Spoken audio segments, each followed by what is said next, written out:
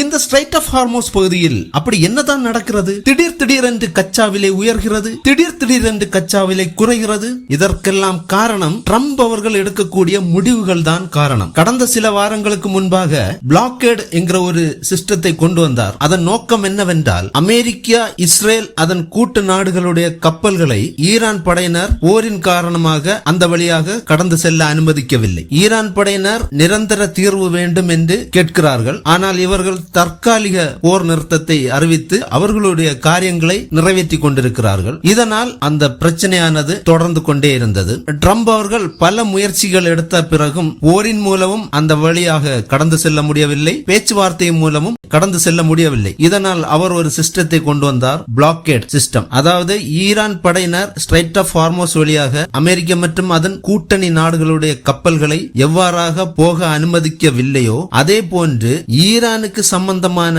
கப்பல்களையும் ஈரானுக்குள் வரக்கூடிய கப்பல்களையும் போக விடாமல் தடுத்து நிறுத்துவதற்காக பிளாக்கேட் என்கிற ஒரு சிஸ்டத்தை மேற்கொண்டார்கள். அது எந்த ஏரியா என்று பார்த்தால் ஓமன் கடற்கரை பகுதி மற்றும் ஈரான் எல்லைக்கு அப்பாற்பட்ட ஏரியாவில் நின்று கடற்கொள்ளை செய்வது போல் தடுத்து நிப்பாட்டி அது ஒரு பெரிய பிரச்சனையாக மாறி இதனால் திடீரென்று கச்சா விலை உயர்ந்தது.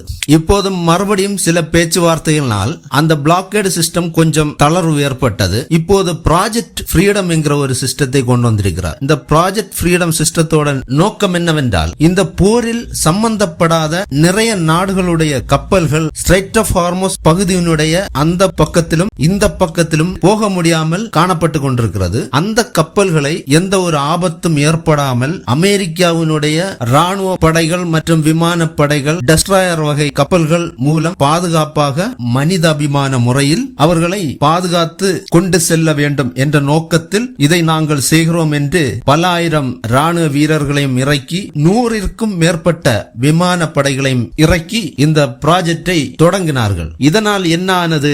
இருதரப்பிலும் மறுபடியும் பிரச்சனை. உடனே இப்போது கச்சா விலை உயர்ந்துள்ளது. இதில் ஈரானுடைய படையினர் அமெரிக்காவினுடைய 2 கப்பல்களை ஏவுகணை மூலம் தாக்கி இருக்கிறார்கள். ஏனென்றால் அவர்களுடைய எல்லைக்குள் வந்தால் தாக்குவோம் என்று சொல்லியிருந்தார்கள். அதுபோன்று தாக்கினார்கள். பதிலுக்கு அமெரிக்கா ஈரானுடைய சிறு படகுகளை தாக்கி இருக்கிறார்கள். பின்னர் ஒரு செய்தி வந்திருக்கிறது, யுஏஇயில் உள்ள பெட்ரோல் சுத்திகரிப்பு ஆலையில் தாக்கியதான ஒரு செய்தி வந்திருக்கிறது. அது ஏனென்றால் அமெரிக்காவினுடைய கப்பல் அந்த பகுதியில் நின்று கொண்டிருந்திருக்கிறது. அதை குறிவைத்து தாக்கியதில் சற்றும் எதிர்பாராமல் இந்த எண்ணெய் சுத்திகரிப்பு நிலையத்தில் தாக்கப்பட்டதான செய்தி வந்திருக்கிறது. இப்போது மறுபடியும் கச்சா எண்ணெய் விலை உயர்ந்துள்ளது. இப்படியாக சில முடிவுகள் அமெரிக்க தரப்பில் இருந்து எடுக்கும் போது இங்கே குழப்பங்கள் ஏற்படுகின்றது. உடனே கச்சா விலையும் உயர்ந்துள்ளது. இதனால் உலக மக்களுக்கு தான் பாதிப்பு. இது காரணம் என்னவென்றால், இந்த போரை எப்படியாவது நிறுத்தி எஸ்கேப் ஆகிவிடலாம் என்று பார்த்தாலும் இந்த ஸ்ட்ரைட் ஆஃப் ஹார்மோஸ் பகுதி செக்காக மாறிவிட்டது. இதனால் இதை எப்படியாவது